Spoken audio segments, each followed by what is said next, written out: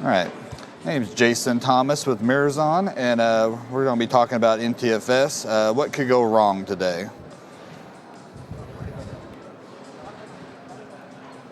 So, a little bit of background.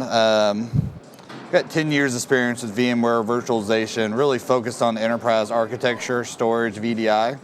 I'm a current VMCE and VTSP. Do a lot of Veeam installations.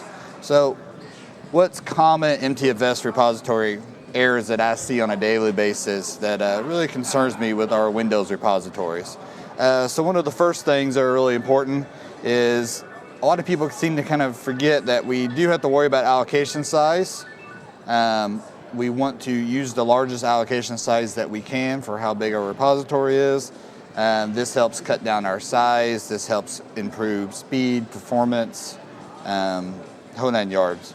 Default file record size, actually known as a /L command, is very important if you do any kind of dedupe on the repository, especially from the Windows side, but it's kind of a good general best practice for a Veeam repository when we're talking 20, 30 terabytes of change. How does that line up? We're also going to talk a little bit about RAID stripe size.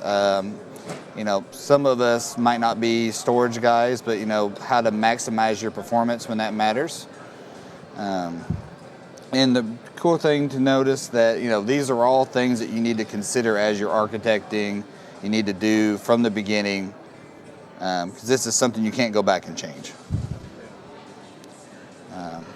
So allocation size, what does this mean? So different Veeam targets correspond to different block sizes. Veeam does this as a good chart below here that, but what do these mean? So you got local target, LAN, WAN. I think we have all saw these and we think about it from the networking perspective. But that block size means something if you're underneath storage. So backup files are never small in block size. They're never really small files. So if you go 64K NTFS clusters for a Veeam backup repository, you can see the small difference of allocation just on a 100 gig file. That 4K block size, which is kind of the default Windows when it formats as storage, is 26 million blocks for a 100 gig file. A 64K allocation size, we're looking at 1.6 million blocks. As you can see, that's a huge difference in block size.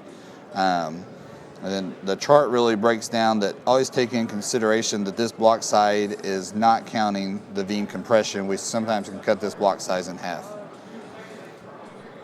So what is default your /L? Well, default file record size in Windows is 512 bytes.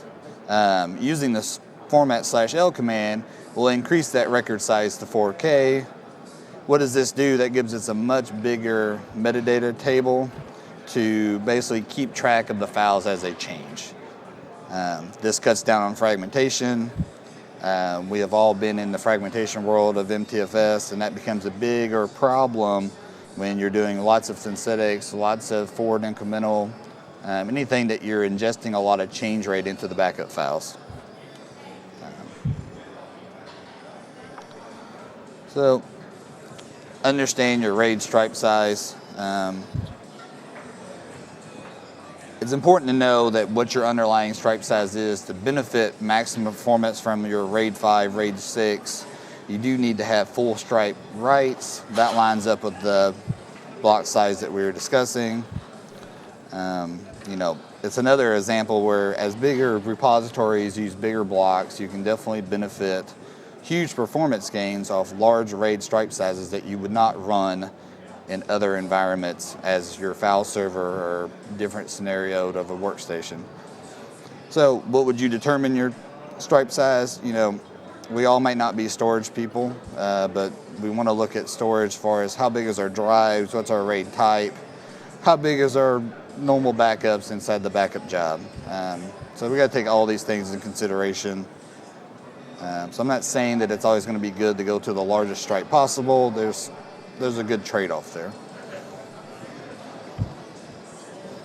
And that's really quick and dirty, but I would have questions. You know, it's really common stuff, but the stuff people don't think about, so I find it really important.